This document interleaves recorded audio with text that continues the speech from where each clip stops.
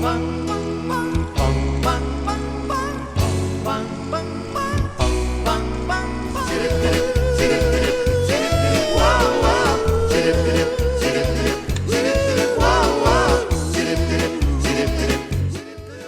everybody, I'm Rene Ramos, director of the Lynn and Louis Wolfson II Florida Moving Image Archives, and this is Rewind, the show that looks back on Florida's past with historic film and video. It's time for another trip back into the past, so sit back, relax, and enjoy another episode of Rewind.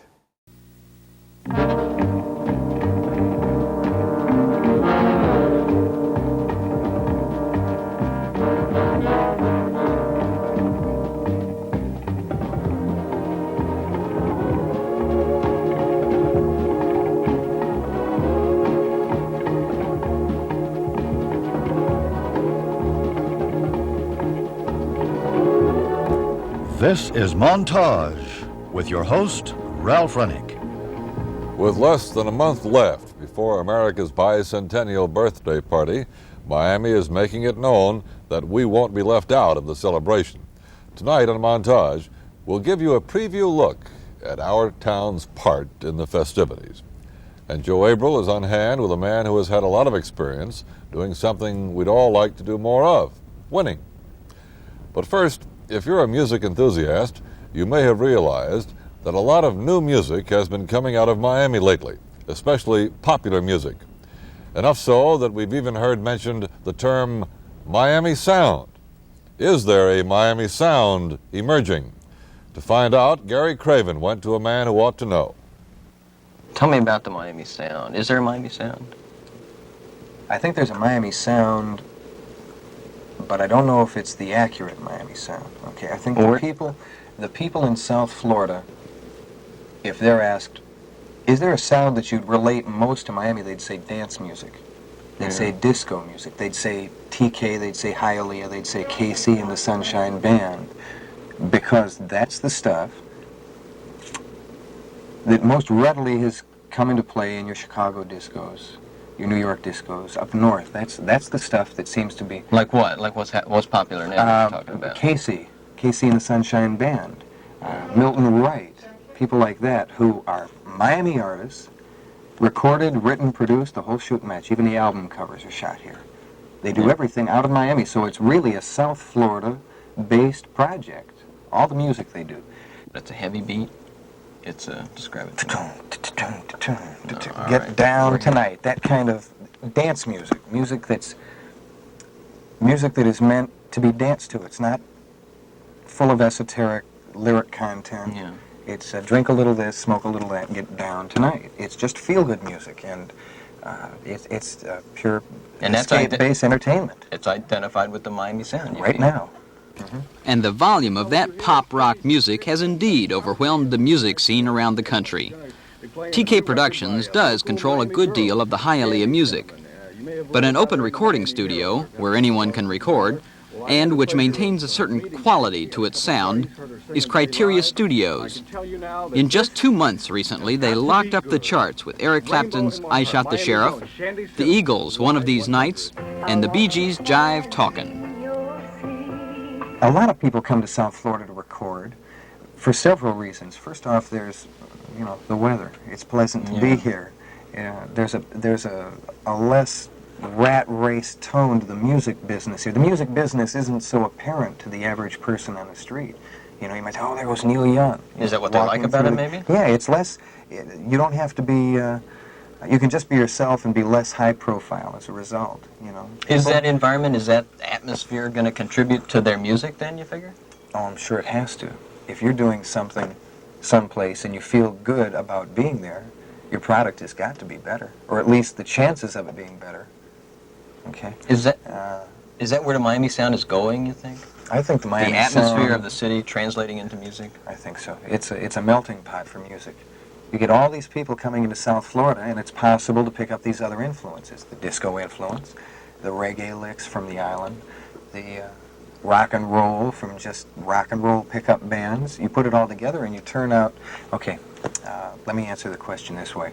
When you have people who used to go to New York, who used to go into Colorado, who used to go to L.A., coming down here to record their music. I mean, big names. Eric Clapton, the Eagles, Elvin Bishop, Crosby, Stills, and Nash, and Young. And, God, the list is Jay Giles' band do work down here. All these bands that have for years worked in other places are finally getting to the point where they're saying, it really is nice to work down there. And Mac Emmerman at Criteria Studios in North Miami Beach, he had a lot to do with it. It's the feel in here. It's relaxed. We don't push them. They can go out and play a little basketball and, get in the sun for a little while. So Miami helps a lot, too. Things that maybe they couldn't have done if they went to New York or well, they're used to going to California. The weather's pretty nice in California. It's not all just weather. It's sort of a unique combination. There are more glamorous studios with more mirrors and more fancies and so forth, perhaps, but Neil Young was said to one of those studios he doesn't like recording in there because it feels like he's in a discotheque. So you can go too far. It's just, you have to be sort of just right. How we lucked onto being just right is just one of those things. Kind of homey. Homey, so, folks. What big names come here that reflect that attitude? Well, I don't think you can name many of them that haven't been here. They've all been here. Everything from the Rolling Stones, Stephen Stills, Crosby, Stills, Nash and Young. They're just completing an album here, the Bee Gees from England. We have Black Sabbath here now. The Eagles are about to come. We've got Elvin Bishop here now. We have Law here. One of the people at Criteria told me there isn't a Miami sound, that every group is different, that if there were a Miami sound, that some journalist must have made it up. Well, he has a point. A group like this, the Billion Dollar Band, is a local group, and certainly doesn't sound like any other local group I've heard. But then, is there really a Detroit sound? Or an LA sound? Or a Nashville sound? Does the location, the personality of a city, the vibes of an area, permeate the sound of a recording, no matter what the beat? Criteria is starting a new label of its own, Good Sounds. Will the fact that the personalities remain the same make this, its first group, have some of the same flavor of the group that will sign next?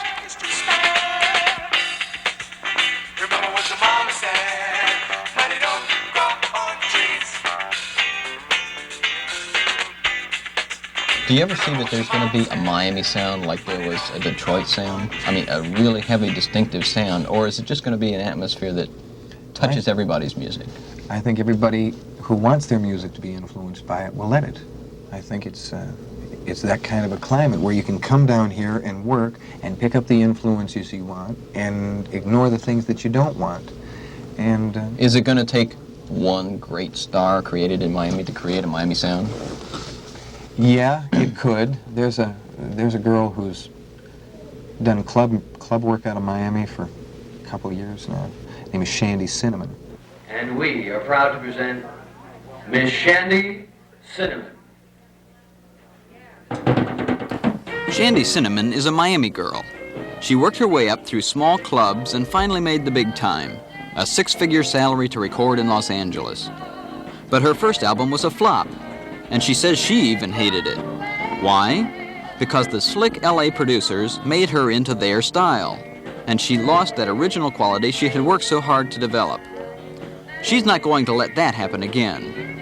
Her next album will be her own work, right down to the writing, and will necessarily sound more Miami than her first, even though she will work in Los Angeles.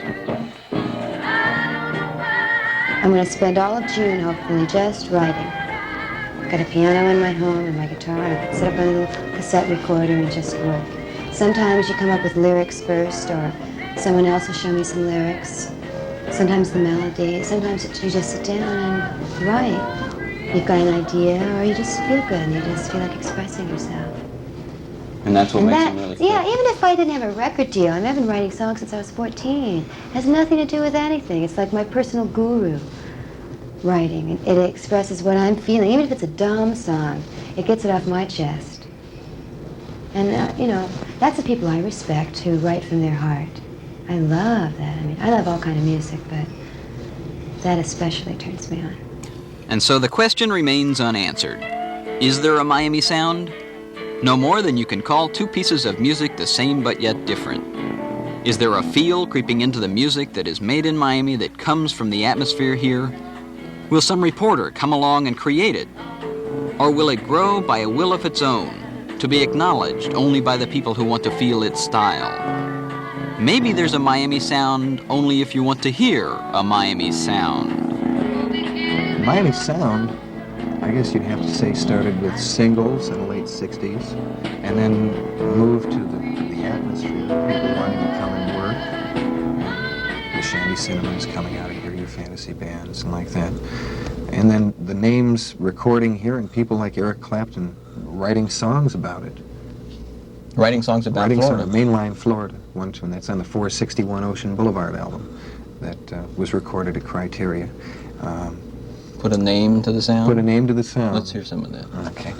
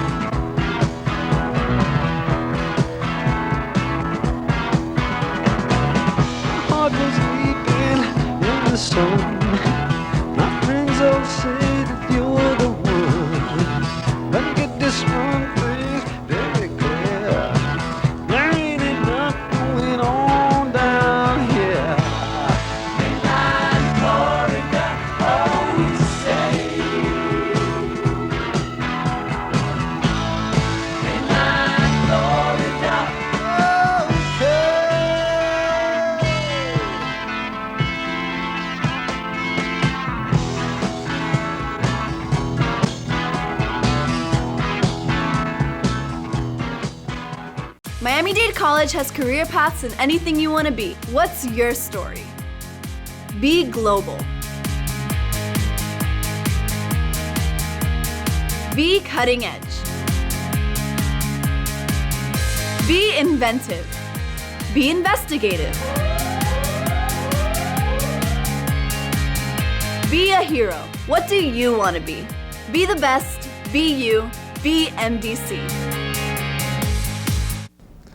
Our summer is here, and this is the special summer of the bicentennial, our nation's 200th birthday. If you feel badly that you won't be able to make the celebrations at Philadelphia or Washington, don't, because we're going to have the greatest party of them all right here in Miami. And what greater way to celebrate than with the kind of spectacular pageant for which Miami is famous. Here, right next to Biscayne Bay in Coconut Grove, is a warehouse filling up with props and sets reminiscent of an Orange Bowl parade. Miami is one of 5 chosen cities that will ring in the 3rd century, and kicking off the festivities on July 4th will be Hooray USA. More than a parade, more than a pageant, it will be an extravaganza. The father of 40 years of Orange Bowl festivities, Ernie Seiler, set about 2 years ago to create the climax of his career. It's going to take the entire floor of the Miami Beach Convention Center to stage the dream of his life. We wanted to tell America's life with music, with song, with dances, and with characters and people that made it, the millions of people that came from all over the world. And this was the melting pot of their life and how their life molded the life of this great country. So when we watch the pageant, we're going to be seeing the history of our country unfolding. Unfolding with music. And you're going to hear music, you're going to hear from Yankee Doodle, which was written in Scotland. It was brought over here. It was not originally an American song, but we adopted it because we defeated the British. But you're going to hear songs that go back as far back through the history. And when you come up to Broadway in the early 20s, you're going to hear all the Broadway musical songs, and you will actually see them perform in front of you. Plus lights and pageantry and well, the lights and the pageantry, we will have a screen across the rear end of the convention center where everybody can see, will be the largest screen in the world. It'll be 100 feet across and be 32 feet high. It'll have 10 panels of 16 by 20 feet. For rear projection. And for rear projections, and that will change the period of time. But out of these panels will flow those scenes that you see on the screen in live. If it's a carriage or going westward with the horses, you will see real horses, real wagon train coming out Actually up to locomotives even, And right? we even have the locomotives, and the funny part of these locomotives, they are scaled to the proper size of the two trains that really were responsible for driving of the Golden Spike. So, in this 2-hour show, the story of our nation will be told. In 32 scenes, you will see from the Pilgrims to the Pioneers, the Gold Rush to the Depression, Huckleberry Finn to Men on the Moon. It's a $1 million production, 2 years in the making, and we can be doubly proud that this is truly a community effort. Not a single tax dollar is involved in any way. This is Miami's Party for the Nation. 7,000 people will see the show each of the 20 performances, and opening night, the 4th of July, CBS Television will carry parts of the pageant live across the nation. Up to that point, you can just walk in.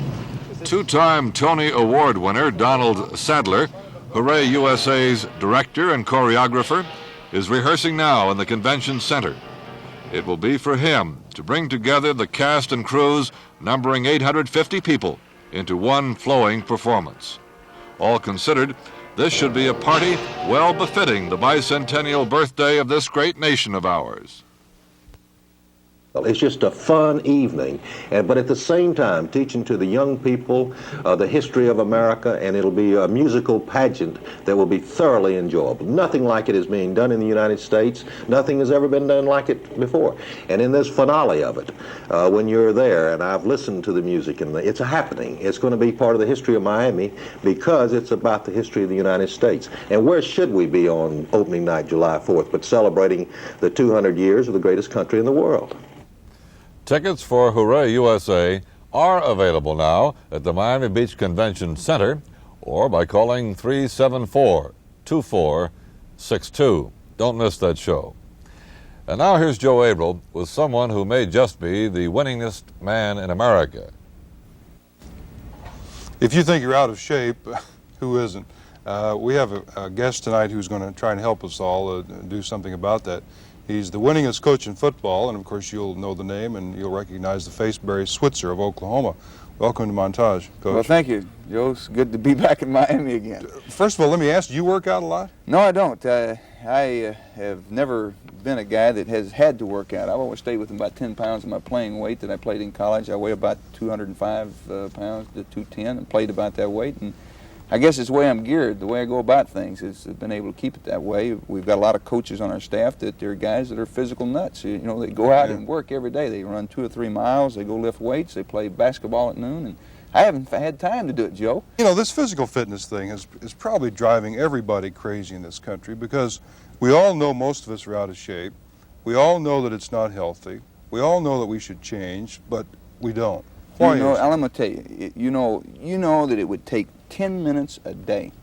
Now, a lot of people say they can't find 10 minutes. I'll guarantee you, you and I can find 10 minutes a day. I haven't yet, but I know that I could if we search for it. Sure. It takes 10 minutes a day of physical training, exercise, nothing hard that is punishing to the body, but if you rigidly do this, adhere to a schedule, 10 minutes a day, everyone would be in great physical shape. And of course it means healthier, happier lives for a lot longer time. Now this booklet, hold it up so they can see. It's the booklet I'm describing and talking about is a booklet, as I said, the T Council and the Football Coaches Association have produced jointly, and it's if you want it free, it is no charge, any number. I think anyone can write and order request as many as they want to 230 Park Avenue, New York, New York.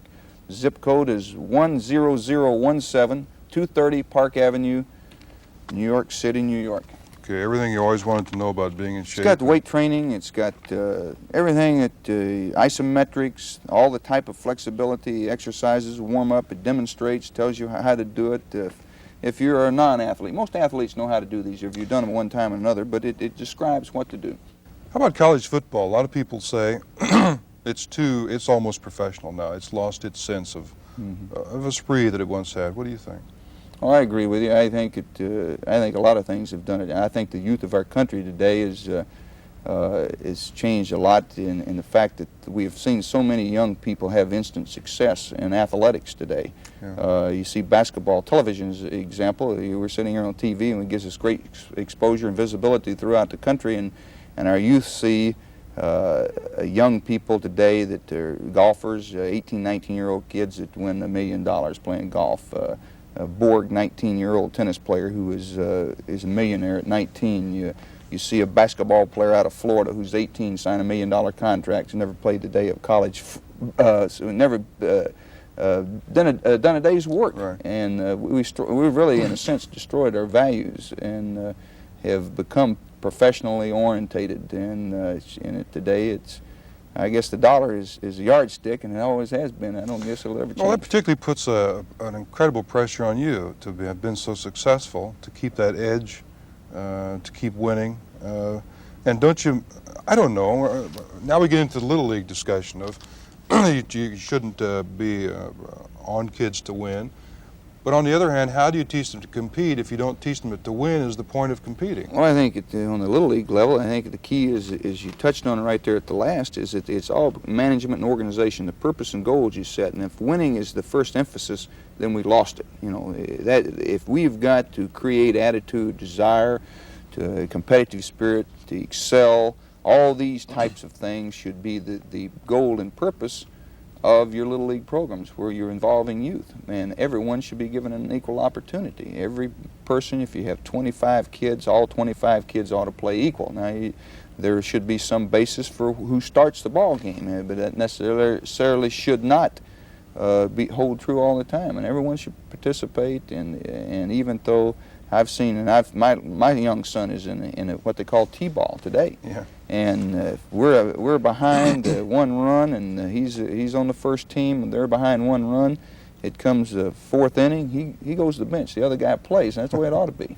And because winning is not that important. They'll learn about that later on.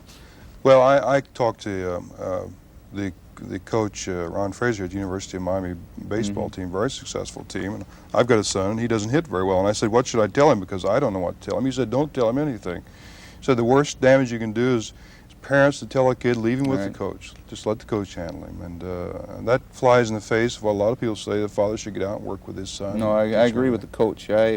I've stayed away from that myself. Now, unless my son comes ask me, hey, let's go out and play catch or something, then I'll become involved in it. But I don't say, hey, get your mitten, ball, and bat, let's go out. I want to coach you a while. And that's, I think that probably be a mistake, and I agree with him. Have you been able to make any correlation between a boy and his father, how active he was in sports, whether the boy is going to be a really outstanding athlete? In a lot of cases that might be true, in a lot of cases it's not. So sometimes I've seen athletes that have great family histories of great sports personalities or accomplishments, and yet and their sons were too. I've got a great group at Oklahoma. We've been big on the family act. The Selman brothers had 3 brothers in a row, 3 great All-American players, but I'm sure their father never played it down in football, Mr. Selman. But there are other families that the dad was an All-American. They ended up being All-Americans too. But I think this is coincidence more than anything. I think in other sports, as I mentioned earlier before the show, that golf is a sport where you see a young golf player, a really great young golfer today. He has probably been influenced by his father, who was probably a pretty good golfer or a pro, that was someone active and knew the game of golf and started his kid out at an early age. And that's what you have to do. But that's not necessarily true in football. It would kind of seem to me that for a guy as successful as you are, the next obvious step is to go into the pros. And I've always thought that from a coach's standpoint, it'd be much more desirable because you wouldn't have to worry about the recruiting problems, the alumni problems.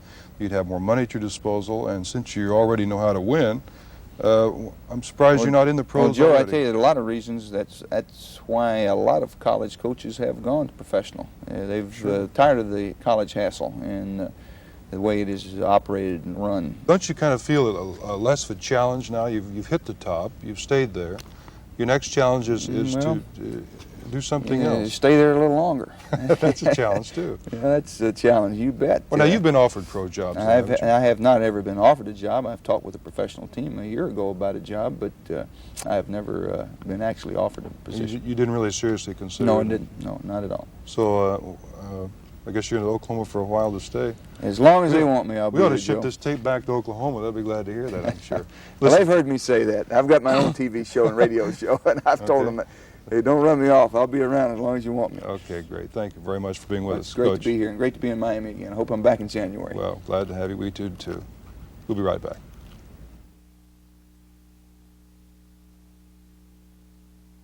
Miami-Dade College has career paths in anything you want to be. What's your story? Be global. Be cutting edge. Be inventive. Be investigative. Be a hero. What do you want to be? Be the best. Be you. Be MDC.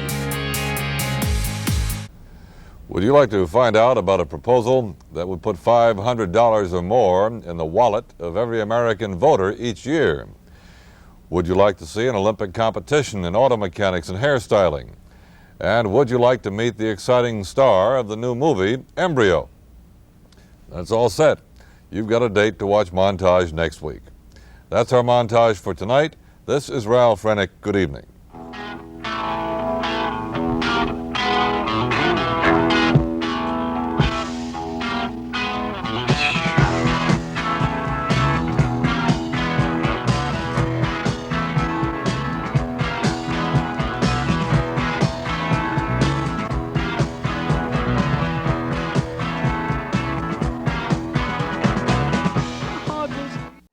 That's about it for this edition of Rewind.